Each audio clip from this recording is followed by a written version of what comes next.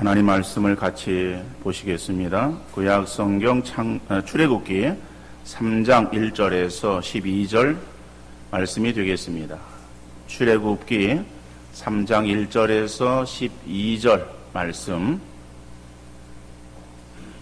제가 읽어드리겠습니다.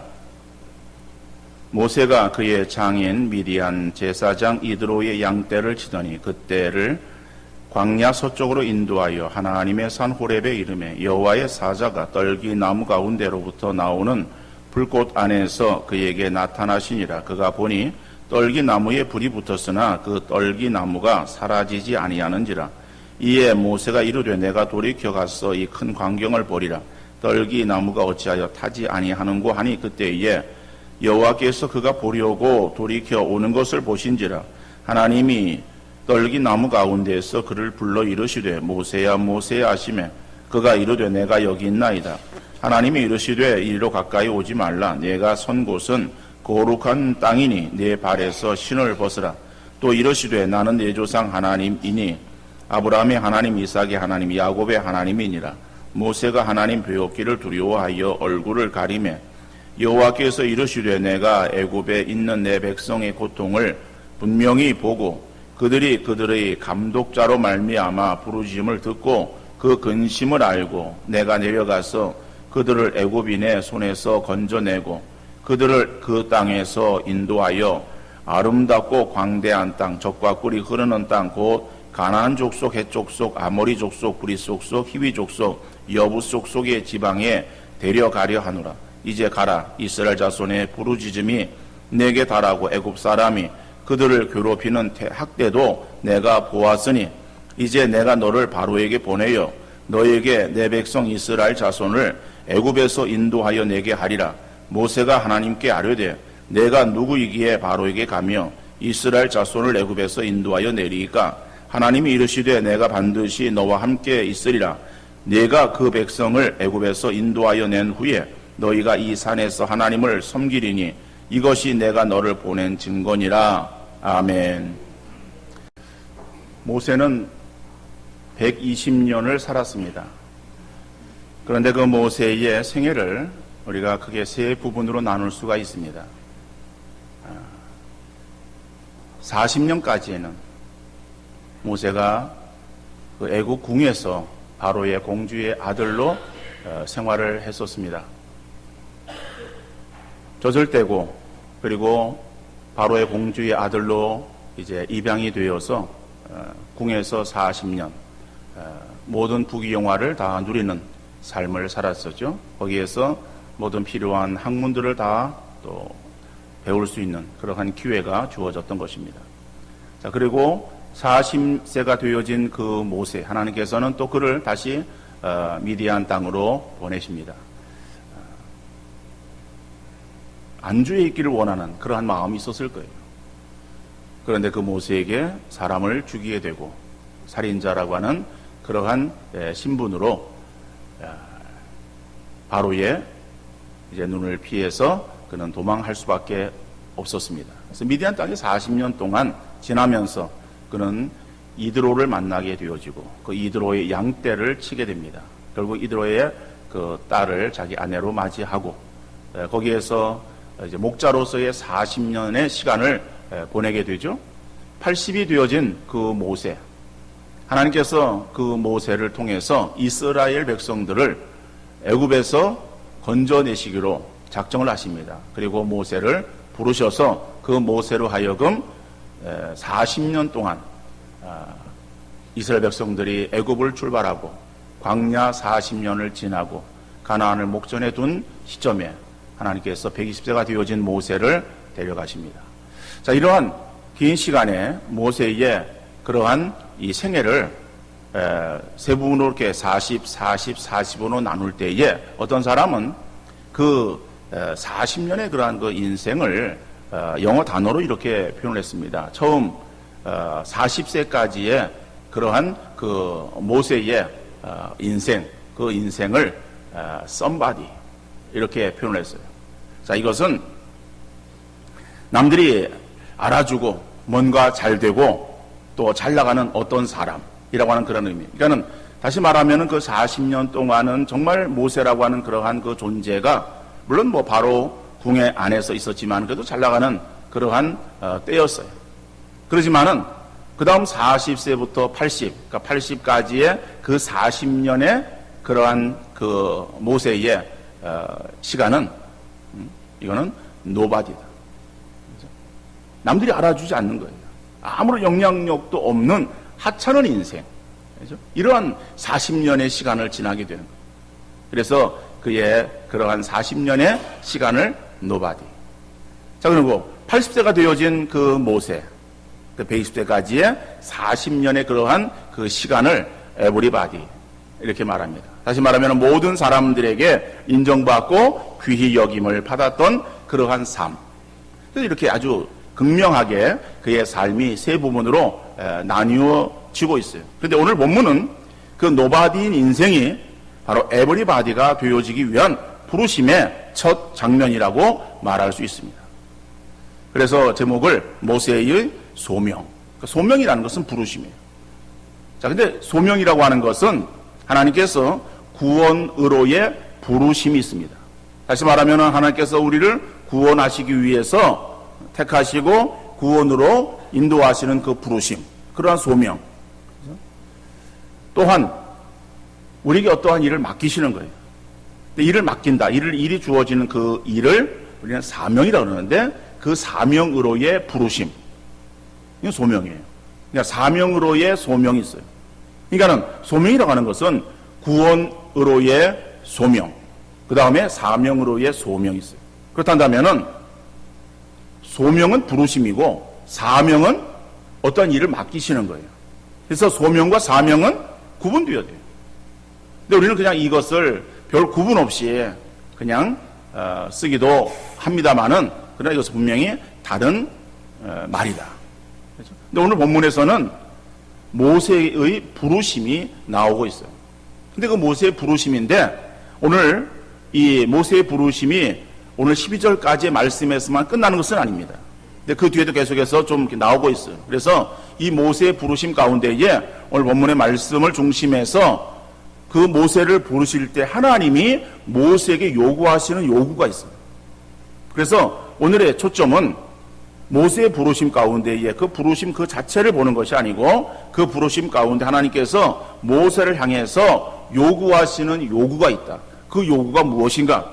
그것은 모세에게만 해당되는 것이 아니라 오늘 저와 여러분들에게도 해당되어지는 말씀으로 우리가 받을 때에 은혜가 되는 줄 믿습니다. 그래서 오늘 하나님께서 요구하시는 요구, 첫 번째로는 정결함을 원하십니다. 오늘 보면 5절의 말씀입니다. 하나님이 이르시되 이리로 가까이 오지 말라. 내가 선 곳은 거룩한 땅이니 내 발에서 신을 벗으라 말씀하고 있어요. 여러분, 이 오늘 장면을 보면은 모세가 장인 이드로의 양떼를 이제 몰고 그리고 미디안 땅에서 서쪽으로 방향을 옮깁니다. 다시 말하면은 한 곳에서 머물면서 양떼를 치는 것이 아니고 풀을 따라서 이곳저곳을 옮겨 다녀야 되는 거예요. 그런데 오늘 본문에 보니까는 서쪽으로 가는 거예요. 그래서 서쪽에 호렙산이 있습니다. 그 호렙산 밑에 가니까는 이상한 광경이 이 모세의 눈에 들어왔어요. 바로 그것은 가시떨기 나무가 있습니다. 이 떨기 나무가 있는데 그 떨기 나무에 불이 붙었어요. 불이 붙었는데 그러면은 불이 붙으면은 그 불로 인해서 나무가 타야 되겠죠. 자, 그런데 그 나무가 타질 않습니다. 얼마나 희한합니까? 그래서 모세가 그 광경을 보러 가까이 나아가는 거예요. 이스라엘 땅도 그렇고 지금 오늘 본문에 나오는 장면은 애굽 지역입니다. 그 애굽 지역, 특별히 이 시내산 밑에는 나무가 없어요. 풀이 없어요. 그러니까는 그 산 이래가지고 우리는 그 호렙산 이렇게 말하니까는 산 쪽으로 해서 이렇게 중턱으로 해서 올라갔나 이렇게 생각할 수 있는데 거기는 가는 길에 돌산이 돌산. 커다란 돌산이어서 풀이 없습니다. 그러니까 어떠간에 그쪽 방향으로 갔다는 것을 말하는 거예요. 그러니까 그 나무가 별로 없고 그러니까 있어야 한 나무 뭐 이런 정도예요. 그런데 이제 그 나무에 불이 붙었다라고 하는 거죠. 근데 그 붙었는데 나무가 타질 않아. 불꽃은 일고 나무는 안 타고. 그래서 그 모세가 그 광경을 보려고 가까이 나아가는 거예요. 가까이 나아갈 때에 그 불꽃에서 음성이 들립니다. 근데 그 음성은 모세야, 모세야. 모세를 부르시는 거예요. 그 모세가 대답을 하는 거예요. 내가 여기 있나이다. 그리고 그 모세에게 있어서 계속해서 하나님께서 뭐라고 말씀하십니까? 5절 말씀에 이리로 가까이 오지 말라. 내가 선 땅은 거룩한 곳이니 땅이니 내 발에서 신을 벗으라 라고 말합니다. 야, 너 신발 벗어라. 그러니까 신을 벗는다라고 하는 것은 이거는 어떤 의미를 가지고 있는 것일까? 이 성경에 보면은요, 신을 벗는다라고 하는 것이 수치스럽고 비참한 일을 당했을 때에 신발을 벗었습니다. 사무엘하 15장 30절에서 보면은 다윗이 신을 벗었습니다. 그리고 이사야 20장 2절에서도 이사야 선지자가 3년 동안 신을 벗었어요. 신발을 벗고 맨발로 다니는 거예요. 근데 맨발로 다닌다라고 하는 것은 어떠한 수치 그리고 나라의 어떠한 그 외적의 침문에서 나라가 어려움을 당할 때 비참한 그러한 지경에 이르게 되었을 때의 어떤 표현이에요. 회개의 표현으로서는 그들은 머리를 푸는 거예요. 그게 어떤 그런 상징적인 의미예요. 근데 오늘 본문에서는 뭐 수치스럽고 그 다음에 무슨 뭐 비참한 그러한 일을 당했기 때문에 신발을 벗은 것은 아닙니다. 오늘 본문의 말씀이나 여호수아서 5장 15절에서 동일하게 나오는데 여호수아서 5장 15절에서도 하나님의 군대 장관이 여호수아에게 내가 선 곳은 거룩한 땅이니 내 발에서 신을 벗으라라고 말씀하는 거예요. 근데 그 말씀이 오늘 본문에서도 모세에게 동일하게 들려지고 있죠. 그래서 오늘 본문에서 나오는 그러한 이 말씀이나 여호수아에서 여호수아에게 하시는 말씀이나 같은 말씀이에요. 이 말씀의 의미는 무엇인가 하면은 더러움을 벗으라라고 하는 거예요. 신발이라고 하는 것은요, 이 고대 근동의 그러한 신발은 우리가 지금 신고 있는 그러한 무슨 운동화나 무슨 구두나 이런 것이 아니에요. 샌들이에요. 그러니까 샌들인데 밑바닥만 있습니다. 밑바닥만 이렇게 가죽으로 돼 있어가지고 거기에다가 이제 있으면 그거 뭐 밑바닥에 발이 붙질 않잖아요. 그러면은 거기에다가 끈을 해가지고 끈으로 이 밑바닥에 있는 밑창을 발에 떨어지지 않도록 그래서 이제 붙이고 다니는 거야. 그래서 이게 신발이에요. 그러니까 우리가 쉽게 생각하면요, 샌들이다. 그러니까 샌들인데 이거 잘 요즘 만들어가지고 이쁘게 만드는 건데 그때는 그런 것이 아니었었겠죠. 어떤 간에 그런 것이고 그다음에 그들은 양말을 신지 않아요. 근데 거기에는 또 길이 먼지가 많은 그러한 땅입니다. 그러다 보니까는 이 발이 더러워지고 또 신발이 그러한 더러운 곳에 가는 거예요. 그래서 신을 벗어라라고 하는 것은 바로 더러움, 죄악을 벗어라라고 하는 그런 의미예요. 그럼 본문에서도 가만 보면은 뭐라고 말씀합니까? 그냥 신발을 벗어라 이렇게 말씀하는 것이 아니라 내가 선 곳은 거룩한 땅이니 내 발에서 신을 벗으라라고 말씀해요.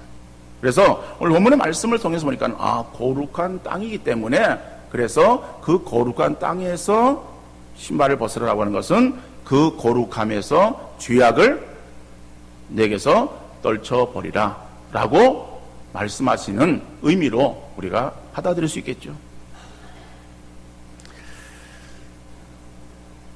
하나님께서 그죠? 의로우신 분이에요. 하나님은 의 그 자체예요. 그래서 의 자체이신 그 하나님께서는 죄와 구별되어졌어요.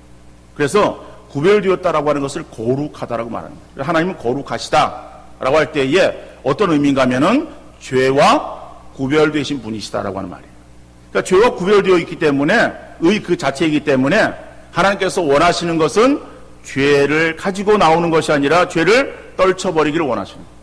그래서 하나님께서 모세를 부르시면서 먼저 그에게 죄악의 더러움을 떨쳐버리고 정결함을, 죄와 구별되어진 거룩함을 요구하시는 거예요. 베드로전서 1장 16절 말씀 보아도 기록되었으되 내가 거룩하니 너희도 거룩할지어다. 하나님이 거룩하신 거예요. 그러니까는 하나님의 자녀 되어진 우리들에게 요구하시는 것도 너희도 거룩할지어다. 여러분, 그러니까 거룩이라고 하는 것은 뭐예요? 이거는 뭐 그냥 점잖은 그러한 그 모습을 거룩이라고 그렇게 표현하는 것이 아닙니다. 거룩이라고 하는 것은 구별되어진 것을 말하는 거예요. 구별되어진 거. 그러니까 뭐와 구별되어졌냐? 죄와 구별되어졌다라고. 하나님이 거룩하시다라고 하는 것은 하나님은 죄와 구별되어진 분이에요. 그래서 하나님을 향해서 우리는 어떻게 말합니까? 의라고 말해요. 의로우신 하나님 이렇게 말하잖아요. 근데 하나님은 의로우신 이란 게 아니라 의 그 자체예요. 그러니까 의 그 자체이신 하나님께서 우리를 자녀 삼아 주셨어요. 그러니까 하나님의 자녀 되어진 우리들은 어떠한 존재가 되어진 것입니까? 우리는 의인 되어진 거예요. 그 우리가 의인 되었으면은 우리 그전에는 어떤 존재였어요? 죄인이에요. 죄인에서 우리가 의롭게 되어진 거예요. 이게 하나님의 자녀가 되었다라고 하는 그런 의미예요. 그러니까 그 죄가 의롭게 되어진 죄인이 의인 되어지기 위해서는 그 죄가 다 씻게 되는 거예요. 근데 뭘로 씻습니까? 우리가 뭘로 씻음 받았습니까? 예수 그리스도의 피라고 말합니다. 근데 예수 그리스도의 피로 우리가 어떻게 씻음 받는가? 이것도 하나의 어떤 상징적인 표현이겠죠? 이건 예수 그리스도를 믿음으로 인해서 우리가 의롭게 되어지는 거예요. 예수 그리스도를 믿음으로 인해서 우리가 하나님의 자녀가 되어지는 거예요. 예수 그리스도를 믿음으로 인해서 우리가 영생이 우리에게 주어지는 거예요. 그러니까 이것이 예수 그리스도의 피로 씻음 받았다라고 그렇게 우리가 알고 있는 거예요. 그러니까는 우리는 그렇게 신앙생활 오래 해서 그런 그 말씀들을 그냥 어떠한 아무런 이의 없이 받아들입니다만은 예수를 믿는다라고 하는 것과 예수 그리스도의 보혈로 씻음 받다라고 하는 것은 이것은 분명히 다른 표현이죠. 그런데 그것을 그냥 같은 의미로 우리는 이해하고 있는 것이다. 자, 그러니까 우리가 예수 그리스도를 믿음으로 인해서 우리가 우리의 신분이 바뀌어진 거예요.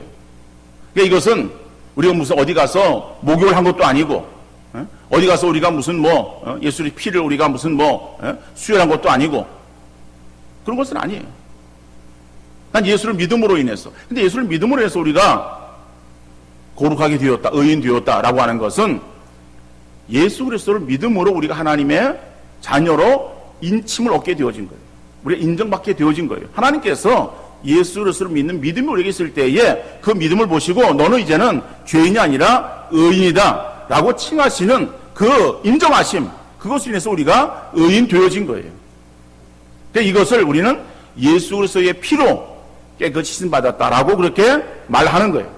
그러면은 우리가 예수 그리스도의 피로 우리의 모든 그러한 그 죄가 다 깨끗이 씻음받았습니다. 그래서 우리는 의인 되어진 거예요. 그 의인 되어진 신분으로 우리는 천국에 들어갈 수 있습니다. 천국에 들어가는 것은 예수를 믿고 어떠한 선한 일을 많이 하고 어떠한 많은 봉사를 하고 많이 예배를 드리고 기도를 많이 하고 그래야 우리가 천국에 들어가는 것 아니에요. 천국에 들어가는 것은 우리가 의인의 신분을 갖게 되어지면은 천국에 들어가게 되어지는 줄 믿습니다. 그러니까 우리가 언제 죽어도, 예수 믿는 사람들 언제 죽어도 우리는 천국에 가는 거예요. 내 예수를 잘 믿어야 천국 가는 거 아니에요. 예수를 믿으면 천국 가는 거예요. 예수를 믿고 우리 땅 위에서의 신앙생활은 우리 그 다음에 상급과 연관되어지는 것이, 우리 구원과 연관되어지는 것이 아닙니다. 예수님께서 십자가 형을 당하실 때에 좌우편에 같이 매달린 강도가 있습니다. 한편의 강도는, 성경은 오른편, 왼편을 구분하지 않습니다. 한편의 강도는 예수님에 대해서 비방하죠. 비방하는 그러한 그 예수님, 그러니까 강도와 달리 또 한편의 강도는 예수님을 인정합니다. 그러면서 비방하는 그 사람을 오히려 비방하면서 예수님에게 요청합니다. 당신의 나라에 들어갈 때 나를 구원해달라고. 그럴 때 예수님께서 뭐라고 말씀하십니까? 내가 오늘 나와 함께 낙원에 있으리라. 여러분, 그 한편의 강도가 물론 어떤 죄를 지었는지는 몰라요. 성경에서는 강도라고 하는 그런 표현을 쓰고 있습니다만은 또 일부 성경학자들은 그가 어떤 민족주의자로 그렇게 묘사하고 있습니다. 열심당원으로 표현되고 있어요. 다시 말하면 민족을 위해서 독립운동을 하던 사람이에요. 그러니까 로마의 입장에서는 반역하는 사람이에요. 그래서 그를 십자가형을 구형한 거예요. 그러니까 십자가형은 그 당시에 가장 무거운 형벌이에요. 자, 어떻든 간에 그 사람이 어떤 죄를 지었던 관계없습니다. 자, 그가 이제 죽음 직전에 있는 거예요. 그런데 그 죽음 직전에 그는 예수님을 인정하는 거예요. 예수님 믿었어요. 예수님 믿으니까 예수님께서 그에게 하시는 말씀이 내가 오늘 나와 함께. 그렇죠? 다시 말하면 네가 이제 죽을 것이다. 그렇지만은 내 영혼이 나와 함께 낙원에 있을 것이다 라고 말씀하십니다. 그 사람이 예수님을 위해서, 예수님 믿고 예수님을 위해서 한 일이 무엇입니까? 아무것도 없어요. 하나님의 선한 일들을 위해서 많은 일을 행했습니까? 지금 십자가에서 죽음 직전에 예수를 고백한 거예요. 그 사람에게 있어서도 예수님께서는 천국을 말씀하셨어요. 그렇다면 우리에게 있어서도 구원이라고 하는 것은 그래요. 구원은 우리의 어떠한 행위로 구원 얻는 것도 아니고 우리가 선한 일들을 많이 해야 그 선한 일을 행한 대가로 구원 얻는 것이 아닙니다. 구원은 예수 그리스도를 믿음으로. 그 예수님이 누구십니까? 나의 죄를 위해서 십자가에서 대신 죽어주신 그러한 그 예수 그리스도, 그 예수님이 죽어주심으로 인해서 내가 죽어야 되는 그 자리에서 다시 살아가게 되었다 라고 하는 그 예수님에 대한 믿음을 가지고 있을 때 하나님께서 믿음으로 우리를 구원으로 인도해 주시는 것이다. 그래서 우리는 의인 되어진 거예요. 의인 되어져야 그래야 천국에 들어갈 수 있는 거예요. 그러면은 의인 되어진 우리들은 한번 예수 그리스도의 피로 목욕을 했어요. 목욕한 사람들은 다시 더러워지지 아니하는가? 여러분 목욕 한번 하다 그래가지고 목욕을 안 합니까? 예전에는 또한 나라들 그런 어떤 부족들 이런 데서는 목욕을 안 하는 그러한 부족도 있다고 그렇게 말은 하는데 여러분 오늘날 우리에게 있어서 목욕을 안 하고 살 수 없어요. 근데 목욕을 해도요 목욕을 가서 합니다. 그리고서 이제 몸에 때를 불려서 때를 밀어요. 그리고 또 며칠 있다가 또 목욕탕에 또 가는 거예요. 그럼 한 번 더 싹 밀었으면은 때가 안 나와야 되는데 어떻습니까? 때가 또 나와. 그렇죠? 우리가 영적으로 보아도 마찬가지.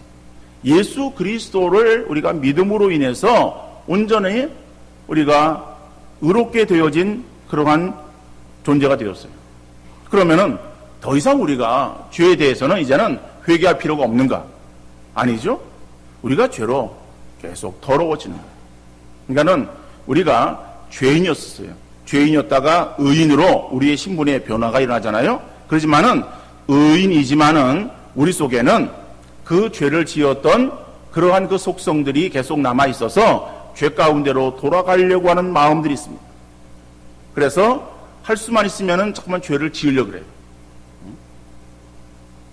누가 가르치지 않아도 자꾸 우리 속에서 죄에 대해서 자꾸 그러한 욕망들도 일어나고 또 우리가 알지 못하는 그러한 사이에도 죄를 짓고 자꾸 죄 가운데로 돌아가는 거예요. 그러니까 그 죄를 어떻게 됩니까? 날마다 회개해야 되는 거예요. 회개하지 않으면은 우리가 죄 가운데 점점 오염되어지는 거예요. 근데 하나님은 우리가 하나님의 자녀예요. 하나님의 의로우신 분이야. 그러니까 우리가 의인으로서의 그런 그 모습을 가지고 있기를 원하시는 거예요.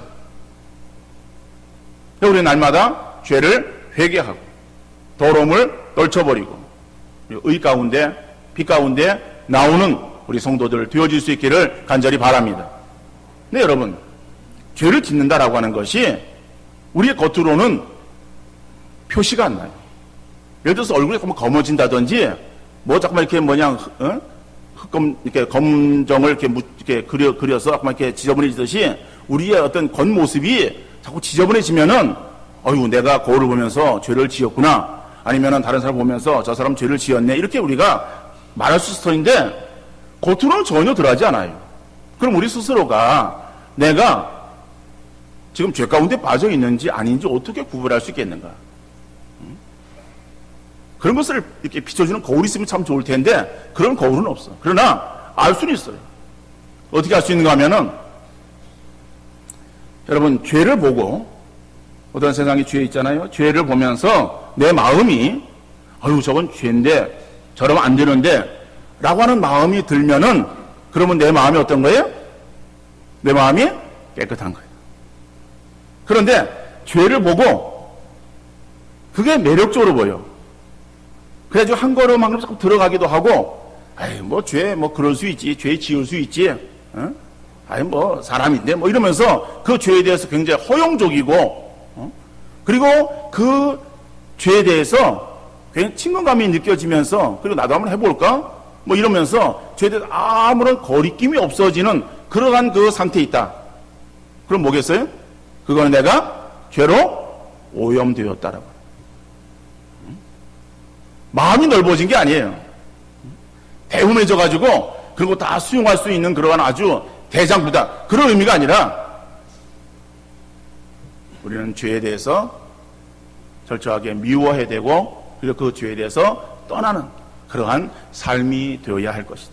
그러니까 우리가 세상의 죄를 바라보면서 저거는 죄, 정말 세상에 어떤 죄악되어진 그런 그 모습들을 바라보면서 안타까 여기면서, 그리고 정말 그러한 것을 위해서 오히려 하나님 앞에 기도하고, 그리고 내 자신이 그러한 죄 가운데 지금 들어있는가 늘 살피면서 그러한 그 죄 가운데에 오염되어져 있는 나의 모습들을 우리가 늘 주 앞에 내어놓고 통일하고 가면서 기도하는 그런 우리의 심령들.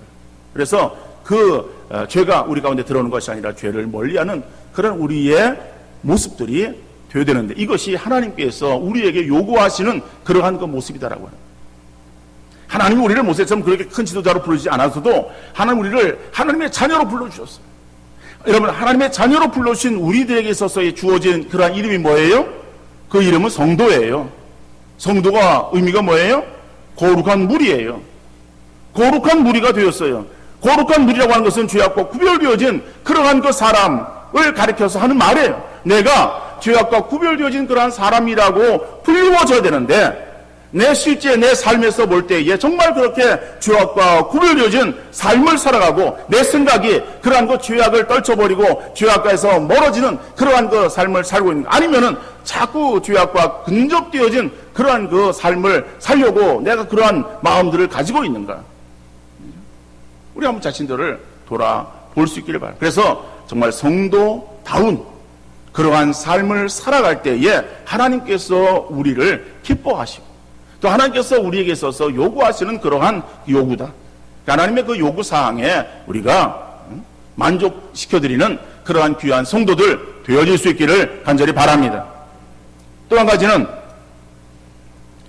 하나님은 하나님만을 바라보기를 원하십니다. 자, 오늘 본문 11절 12절 말씀 보니까는요, 모세가 하나님께 아뢰되 내가 누구이기에 바로에게 가며 이스라엘 자손을 애굽에서 인도하여 내리이까? 하나님이 이르시되 내가 반드시 너와 함께 있으리라. 내가 그 백성을 애굽에서 인도하여 낸 후에 너희가 이 산에서 하나님을 섬기리니 이것이 내가 너를 보낸 증거니라. 여러분, 하나님께서 모세를 부르시는 거예요. 모세야 모세야 부르시는 거예요. 그러니까 모세가 하나님 제가 여기 있습니다 라고 그렇게 대답하는 거예요. 하는데 그 부르시고 모세에게 있어서 그리고 사명을 주시는 거예요. 사명. 아까 사명은 뭐라 했어요? 어떤 할 일이라 그랬죠? 그래서 해야 될 일을 말하는 거예요. 그 일이 무엇인가 하면은 내 백성 이스라엘 자손을 애굽에서 인도하여 내라 라고 하는 거예요. 그런 사명이 그에게 주어지는 거예요. 그걸 보면은 사명애로의 부르심이죠. 그러니까 부르심에 있어서 모세가 그런 하나님의 그러한 그 사명애로의 부르심이 주어졌을 때에 모세가 뭐라고 하나님께 말합니까? 하나님, 내가 누구이기에 바로에게 가며 이스라엘 자손을 애굽에서 인도하여 내겠습니까? 라고 하는 거예요. 하나님 나를 잘 알잖아요. 내가 누구입니까? 나는요 지금 사람을 죽여서 그래 살인자가 되어서 지금 40년 동안 이 미디안 광야에서 지금 숨어 살고 있고, 그리고 내가 한 일이라고 하는 것은 40년 동안 지금 장인 이드로의 양떼를 치는 목자로서의 삶을 살았습니다. 물론 성경에서는 그 이드로의 양떼가 몇이나 되었는지는 기록되지 않아요. 그 양떼 수가 수백 마리인지 수천 마리인지 뭐 수만인지 뭐 그거는 뭐 나오질 않습니다. 그러나 어떤 간에 우리 생각해 볼 때에 뭐 수백 마리 수천 마리의 양떼라고 생각해 봅시다. 그 양떼를 몰고 다니는 목자이지 내가 어디 사람을 인도했습니까? 사람을 그저 수백 수천의 사람이라도 인도한 작은 어떤 지도자였었으면은, 그러면은 여자와 어린아이를 포함한 그러한 수가 200만이라고 그렇게 성경자가 추정을 하고 있다고 할 때에 이스라엘 백성 200만이나 되어진 이스라엘 백성들을 인도하기에 한번 해볼 만한 일 아니겠습니까? 여러분, 우리 여기 찬양대 우리 여성분들은 어떤 일을 행하십니까? 집에서 열심히 소뚜껑을 돌리면서 소뚜껑 운전을 열심히 하고 있는 사람인데, 여러분에게 100만이나 되어지는 100만이 넘는 수원을 한번 이끌어봐라 라고 딱 명령이 주어진다면은 할렐루야 그러고서는 여러분들 감당하겠어요? 그거 감당할 수 없습니다. 그죠? 뭐 어떠한 자기에게 주어지는 그러한 어떤 위치, 수원시장 그러면은 이야 뭐 그러지만은 여러분 아무것도 안 하고 집에서 그냥 집안일만 하던 그런 사람, 이런 사람이 갑자기 뭐 수원시 정책을 논하고 그리고 수원시를 이끌 무슨 뭐 이런 일을 행하라 이런다면은요 선뜻 대답이 나오겠습니까? 안 나오는 거예요. 그러니까 지금 모세 그런 거예요. 그죠?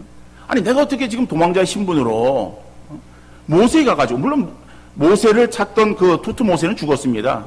그리고 그 다음에 이제 아들이 모세가, 그러니까 바로가 되어진 거예요. 애굽 왕 바로가 되어진 거예요. 그렇지만은 그래도 어떡하네 그 바로가 가지고 내 백성을 이끌어내라 뭐 이렇게 어떻게 도전적으로 이야기를 하겠습니까? 그 당시에 애굽은요 아주 강대한 나라예요. 그러니까는 그 강대한 나라의 왕은 또 절대 권력을 가지고 있는 그런 존재 아닙니까? 그런 그 왕과 어떻게 내가 대치할 수 있으며,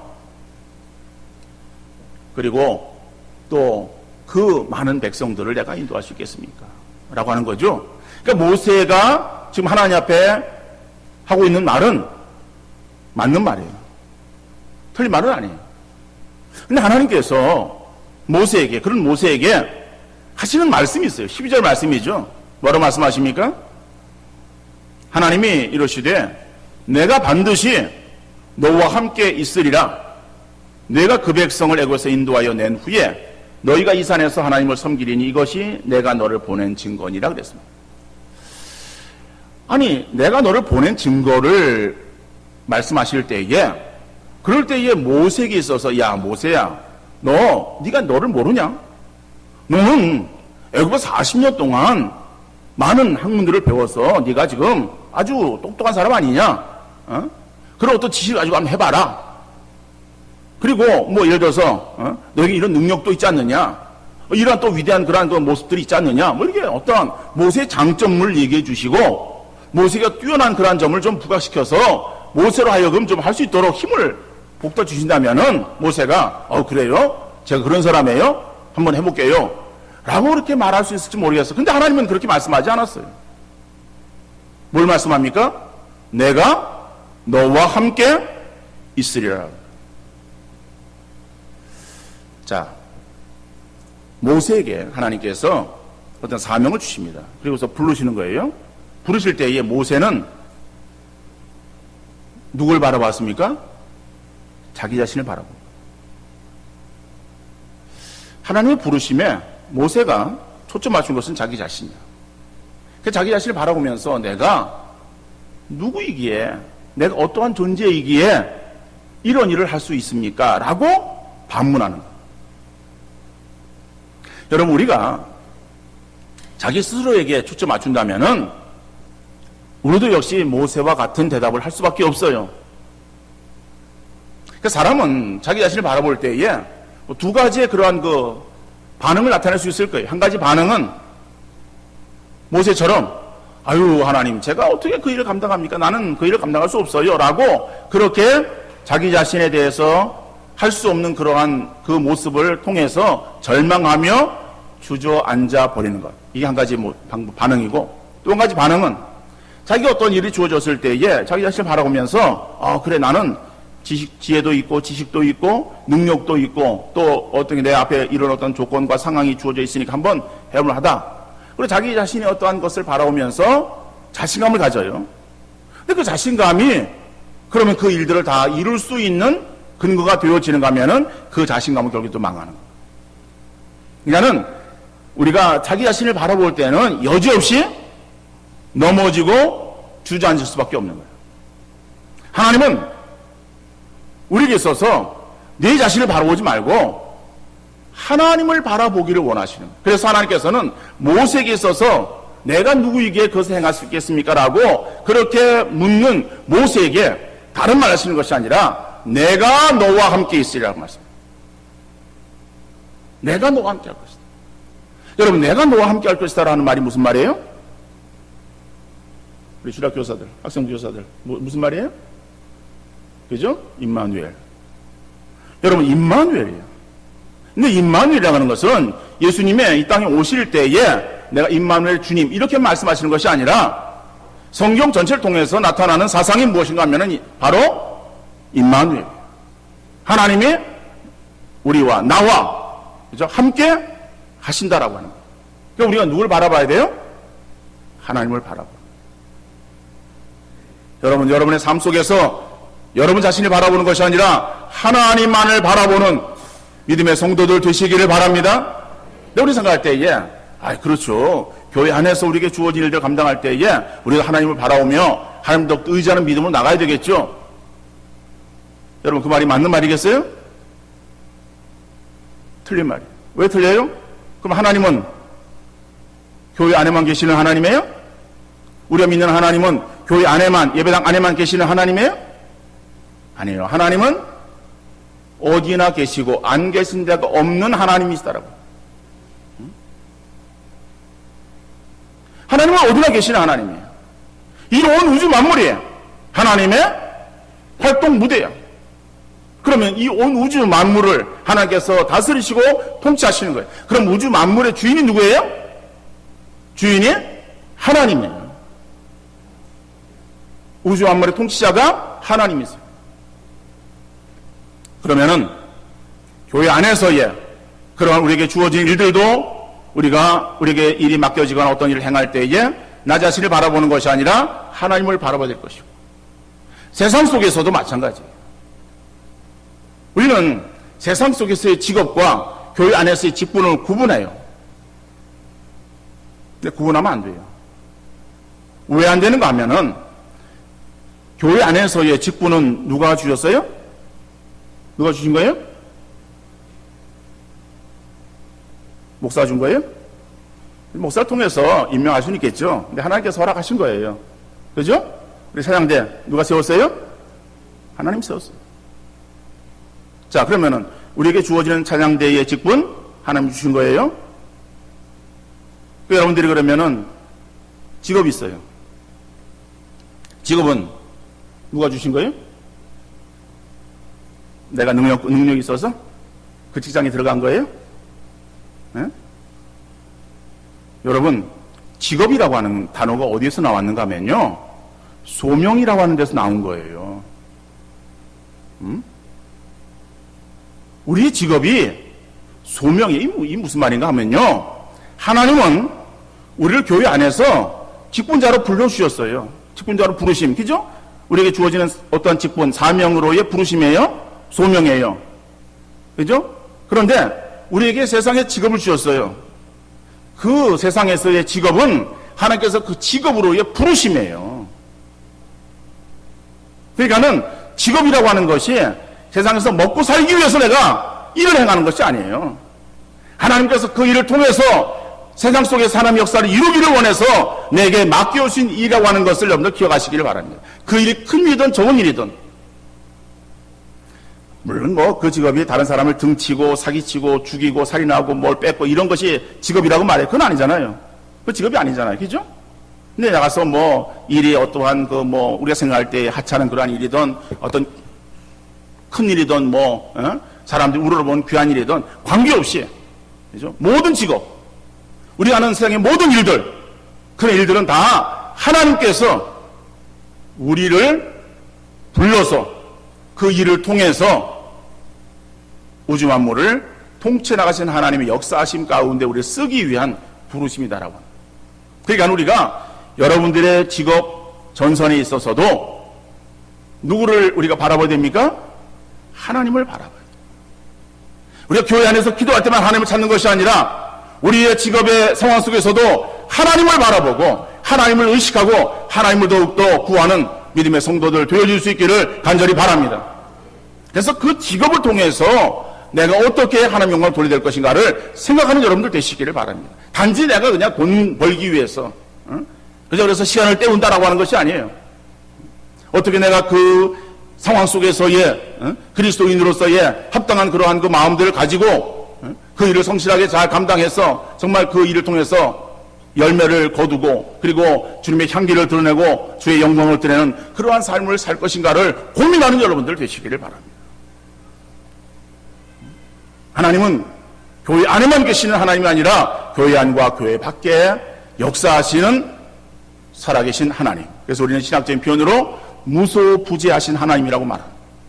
이것이 어디나 계신 하나님, 안 계신 것이 없는 하나님이라고 하는 그러한 의미의 말이에요. 여러분, 하나님께서 저와 여러분들을 불러서 하나님 역사를 이루기를 원하시는 것을 기억하시면서 늘 어떠한 상황이든지 우리가 내 자신을 바라보는 것이 아니라 하나님을 바라보는 믿음의 성도들 되시기를 바랍니다. 내 자신을 바라보면 우리가 연약하고 우리가 넘어질 수밖에 없어요. 교만에 빠지거나 아니면 절망에 빠져서 우리가 넘어지거나 주저앉을 수밖에 없어요. 그러나 하나님을 바라볼 때 그 하나님을 바라보는 그러한 믿음의 성도들에게 하나님께서 힘주시고 하나님께서 또 행할 수 있는 능력도 허락해 주실 줄 믿습니다. 오늘 모세를 통해서 하나님이 요구하시는 두 가지를 살펴봤어요. 한 가지는 거룩하심, 정결하심을 원하시는 하나님. 우리가 세상 속에 살아가면서 교회 안이나 교회 밖이나 우리의 삶에서 정결함을 이루어가는 귀한 성도들 되시기를 바랍니다. 더 나아가서 내 자신을 바라보는 것이 아니라 상황을 바라보는 것이 아니라 하나님만을 바라보기를 원하시는 하나님. 우리가 눈을 들어서 늘 하나님을 찾고 하나님을 구하는 믿음의 성도들 되어주셨어요. 하나님 요구에 합당한 삶이 하나님의 영광을 드러내고 또 하나님 앞에 기쁨이 되어지는 복된 삶이 주인공들 되어질 수 있기를 주님 이름으로 축원합니다.